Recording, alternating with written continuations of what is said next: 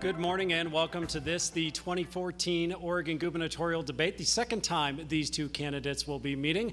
I'm Matt McDonald, the evening anchor at News Channel 21, and on behalf of the Oregon Association of Broadcasters, I will be serving as your moderator today. I have a heavy heart that we're joining you here today outside of Bend High School. If you look behind me, you can see they've just now started lining up all the school buses. Yeah, take a look. I think I'm a little too scruffy for the studio. We're going to get that taken care of. A little nervous. My man Stan here is about to bust out that razor. Oh boy, here it comes. A smaller army getting rid of some Air Force attack jets and cutting back on some benefits for the men and women already enlisted in our armed forces. In fact, we actually do have some of that new information right now. As you said, fire officials are meeting at this moment. They've just posted an update here on the wall for everyone. Keep your eye right here in the upper right-hand corner of your screen. That is a semi-truck that's crossing the railroad tracks, but the driver of this semi-truck is apparently looking back at his trailer, and he doesn't see this train coming his way. This is a bit of a rarity in a debate. We actually have a little bit of extra time. So I'm going to ask you each one additional question. This is somewhat off the cuff, and we'll ask you to keep the less than 30 seconds.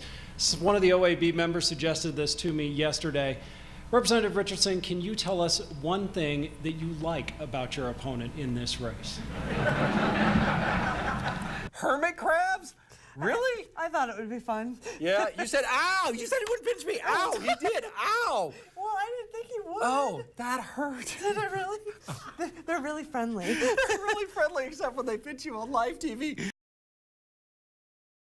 In this climate that we live in, anytime there is a shooting on a school ground campus, immediate lockdown, that also triggers a whole series of procedures, not just for the school, but also for law enforcement. They had to clear that building. Students were kept in their rooms. Several of the students we talked to said that they actually had things barricading their door to get out of their room. I think I just want to leave with some final thoughts, specifically a conversation I had with a student as he was finally walking out of this building after the lockdown.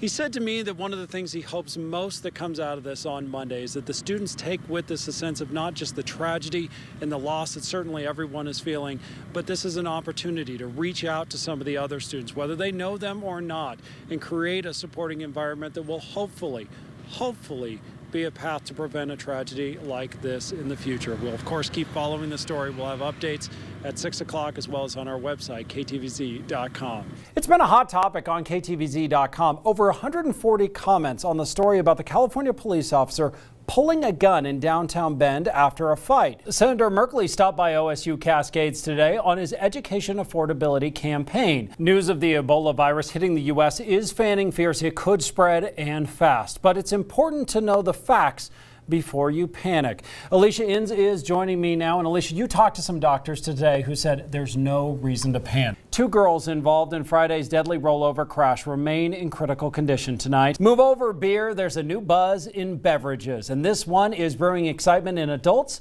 and youth alike. The day starts brimming with optimism. My hopes are high, Matt.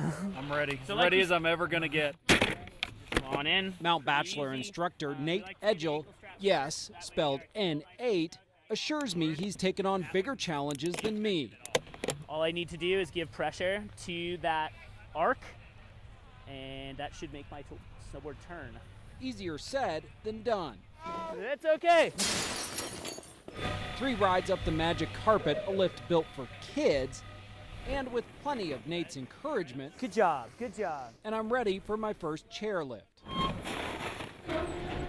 Getting on, no problem. There you go. Getting off. Whoa.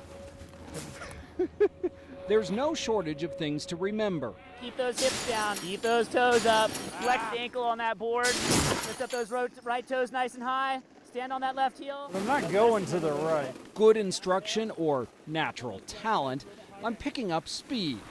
The wind in my face, the sun glistening overhead, the mountain peaks cut against a blue sky. It's perfect until... So what I'd like you to do, we're going to get a little bit advanced here. Did he just say advanced? Toe edge turn. Yeah. This is where I hit the wall. Whoa!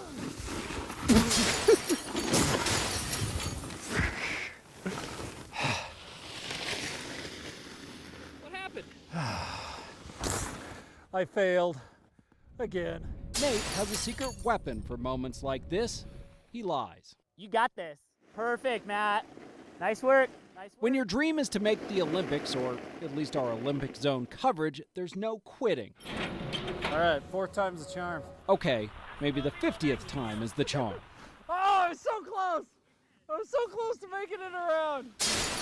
All right, the nemesis. The front edge turn. It's not pretty, but there it is. Harder. Elation lasts but a moment before I'm back on my backside, but with newfound confidence. I feel like I'm not quite Olympic standard, but I'm close. I'm close.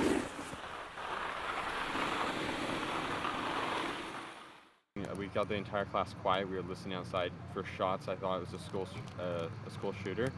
Within seconds of the shot being fired inside a Bend classroom, claiming the shooter's life, the announcement over the intercom that froze Bend High in time. At first I thought it was a drill, but he sounded scared. Waiting in their classrooms, kids turned not only to each other, but to their phones. I didn't really hear the gunshots go off, but some kids are just talking about it, and it kind of went over the text really fast. And Word spread inside and outside of the school. I feel like if our kids didn't have cell phones, none of us would know if anybody was okay. The texts and calls brought both relief and newfound concern.